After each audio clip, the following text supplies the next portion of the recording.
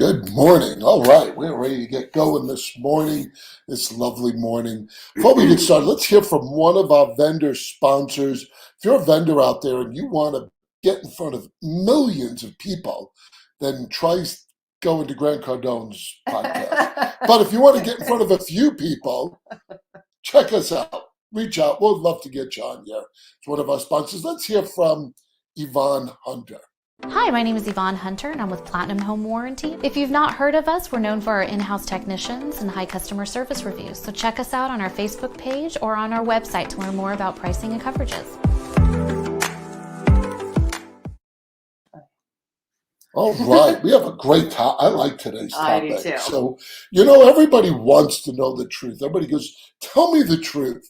But yet, sometimes the truth is uncomfortable. And people get annoyed when you tell them the truth. And maybe some of them just wish they'd never heard it at all. They're like, why did you tell me that? The reality is that most people don't want to face uncomfortable truths in life, even if they say they do. If you consistently choose comfort over courage, you're going to end up being the puppets of other people and wind up living their life. So if we're going to go over some truths, so this week on MidWeek MindFreak, we're going to go over the uncomfortable truths that you're actually facing in life that you need to not only accept, but to embrace. Chuck and Angela run multiple million-dollar companies. They are members of Riz Media's Billionaire Club, have coached and mentored thousands of agents, and are international speakers. They say by radically changing your mindset, not only can you change your outlook on life, but affect the actual results you obtain. Welcome to MidWeek MindFreak. Good morning. All right. Yeah, we're going to talk about some pretty heavy stuff today that hopefully a lot of you guys will pull some great stuff out of it. But let's talk. The reality is that most people don't want to face uncomfortable truths, although they'll tell you, tell the truth, be honest. I always joke around, and not really joke around, but, when God puts that in one of his commandments, thou shalt not lie, he talks about everything. There's no such thing as fibbing or white lies, or the other one is lying by omission. You know something, but you don't want to say it. That's lying by omission. So we like to go living our lives with like blinders on to avoid as many problems and difficulties as possible. Because let's face it, man, we live in a world that stuff just pops up every day. And although it may sound comfortable to avoid these conflicts or these truths, actually it's going to catch up to you. And it's going to affect your life. So we have really some great stuff that we're going to go over today. The truths in life that you're going to see probably every day, but you need to face them. I agree. So I'm going to start with one I was just literally talking with Kristen about the other day. But anyway, I'm going to say it very specifically, and then I'm going to broaden it. You should either have a partner who supports your dreams or no partner at all. And let's broaden that to you should surround yourself with people who are cheerleading your dreams and your goals, or don't surround yourself with them at all.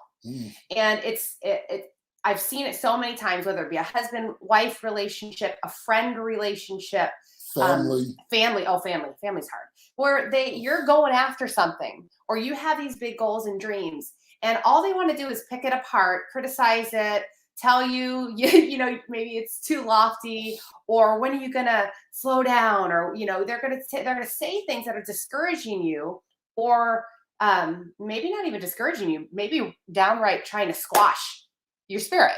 Yeah, I would say misery loves company. Yes. Yeah.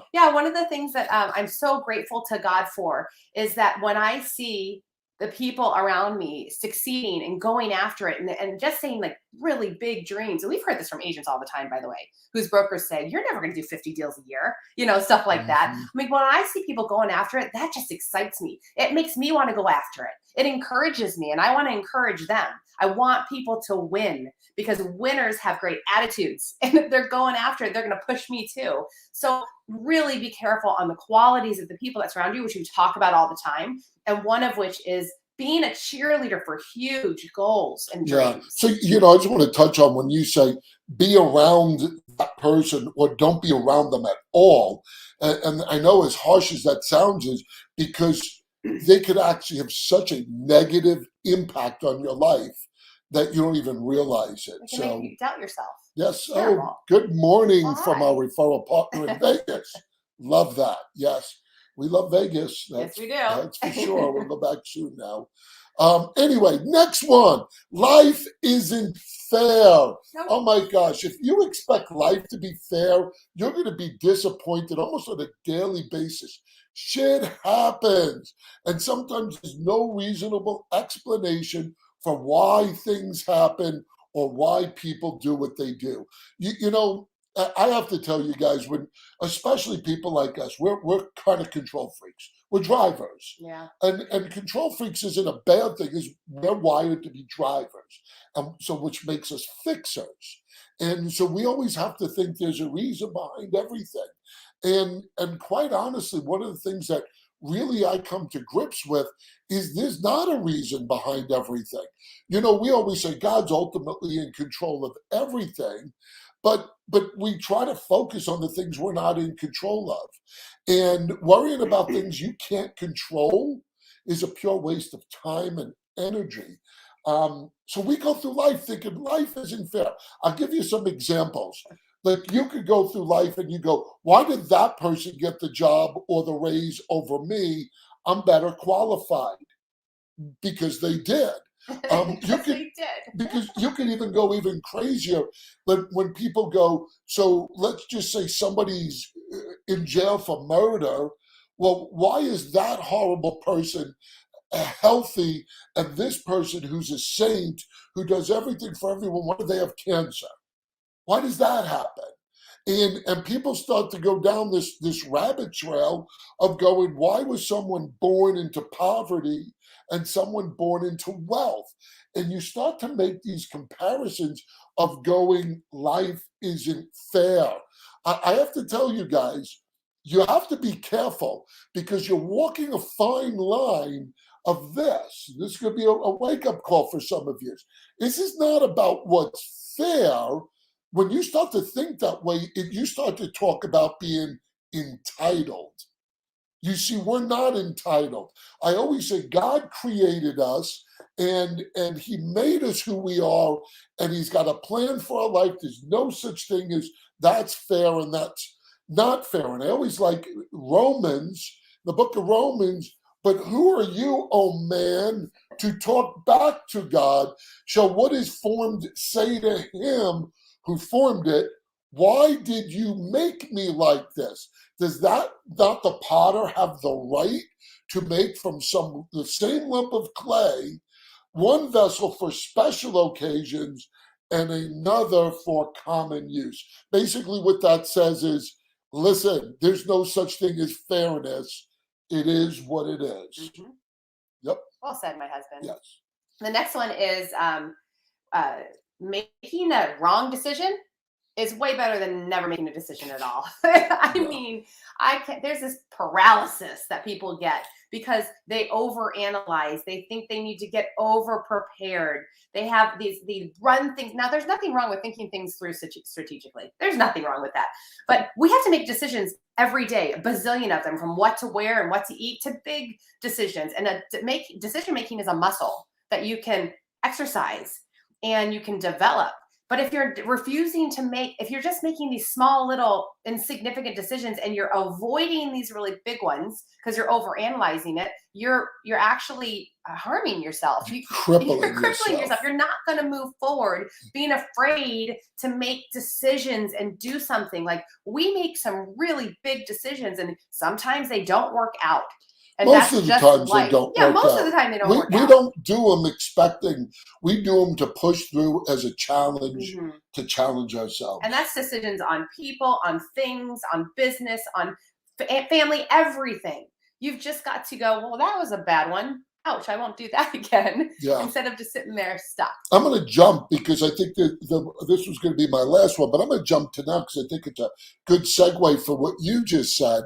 You only get stronger by doing hard things. Ooh, yeah. You know, staying in your comfort zone and doing what you've always done because it's comfortable.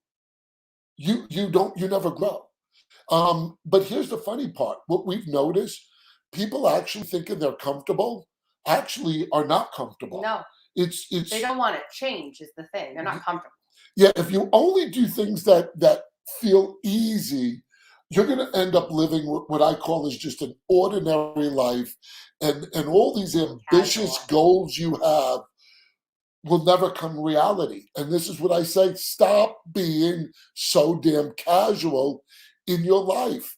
Achieving something worthwhile always, watch this, always takes courage, discipline, and risks. Risks. So for the people out there that are complaining that, oh, I'm on a hamster wheel and every day goes by, and maybe you're older now and you go, where did that life go? You know where that life went? It went with a life that you did nothing to improve it. So doing the hard things isn't easy, but ultimately it's worth it, guys. And doing the hard things to grow, I always say it's like iron sharpens iron. That's right. You know, strong people sharpen each other. You will not get strengthened by being about a bunch of wusses who never challenge you or help you take Well, risks. jerks can strengthen you too. Yep. It's your reaction to them. Well, sometimes I'm a jerk. Sometimes. Yep. Me too. Sometimes. All right. All right. We're jerks together. So the next one is this is so crazy. Like on the surface, and we're like, duh, but nobody's flawless. You know, when Chuck and I first started running businesses, we would look around at other people and their businesses and we'd be like, wow, they have it all together. Like how are they doing this so well or so effortlessly? Nobody's flawless. Nope. And here's the scary part. I'll tell you a little story about it. If someone's acting like they're flawless, woo, that's a huge problem. Wow. So that a woo? there was one person in the history of moms in real estate. Oh, I thought you meant the history of the world. No, in the history of moms in real estate, Kristen and I and my podcast. And I like to ask the question, like, what's your biggest challenge raising your kids or doing your business or whatever? So I had asked this lady, what's your biggest challenge raising your son? And he was grown, like in his 20s, right? And she's hot, and she thought, and she went, was that baby Ethan? no, he was grown. And so, and you know, she said, I didn't have any challenges. I was like, you're a dirty little liar. Oh, Nobody's flawless. Dirty. So nobody's flawless, and that's okay. And that's something that you have to fight, especially when you're looking at pictures and looking at social media and doing all that stuff. Yeah, remember, guys, the topic, these are truths to embrace. Here's the last one we have, which is one I think a lot of people, at least I know we speak to them, they may fall trap to this. Money matters. Mm-hmm. Guys, no matter if you like it or not, money matters. Now, here's what happens. People get caught in this rut where I don't do it for the money and bullshit. Look, the vast majority of the global population, that's what, billions of people spend 40 plus hours per week working for what? Money. Why? Because, and they do this the majority of life because, and you know, here's the crazy, most people hate their jobs. But they still go. So then why are you doing it? You do it for the money. You have no choice. Guys, money, you need to pay your bills. You need to buy food. You need to do things. Money matters. But for the painful truth that I hear people say is, I don't care about money. And when you do it, it actually makes it worse. You do care about money. Now, here's the flip side, because people go, Well, the Bible says you shouldn't have money. Now, here's the difference. The Bible's very clear. So in Timothy, 1 Timothy, it's the love of money, not money. The love of it. Yeah. Even Matthew's in the book of Matthew. No one can serve two masters. Do you see the words that are being used? Love, masters, Hebrews. Keep your life free from the love of money. Guys, let's just face it here. When I sit and talk to people and they go, oh, I don't do it for the money. Here's the thing. Yeah, I do for the money because I do it my perspective of what that money affords me to do, to live my life the way I want to be a blessing to other people financially, to enjoy what God has put here on this earth, so I don't have to be a slave to the job. You see, that's the difference. The difference is you need to understand what money is and how to leverage it and track your income and expenses. Stop wasting your income on useless things. Learn how to use money so that it works for you instead of against you. You see, Right. guys, once you grasp that concept, it's money matters. It really does. And I think that would be the last one. I thought it was a good one. Any That's a good one to final end on. things that you have to say? No, but we enlightened Rachel because she didn't know that. Where's my friend Rachel? No one's flawless. This is new to me. I'm so glad we could help you today, Well, Rachel. you know, I'm so when you're glad. someone like Rachel and you get to look in the mirror every day, I can understand why you would think everyone's perfect like me. What a great girl. Yes. That's a great friend. I love great friends. Friendship, guys. That's some big stuff here. Anyway, final thoughts, guys. Life isn't easy, but it's good. Look, it's a gift. Every day that you wake up and take a breath, that is a gift from God. That is one of the most powerful things. One of the things every morning you should wake up and go, thank you. How could I live a better life? And even though you're going to face challenges and difficulties, it is a privilege to be alive. Stop chasing shiny objects and focus on the things that actually matter in your life and face truths, guys. Don't It's avoid okay. conflict. Yeah. You know, the tough thing is when you deal with situations that people aren't always completely honest. So anyway, guys, we love you. We appreciate you tuning in. Thank you for tuning into Midweek MindFreak, because the battle is in your mind.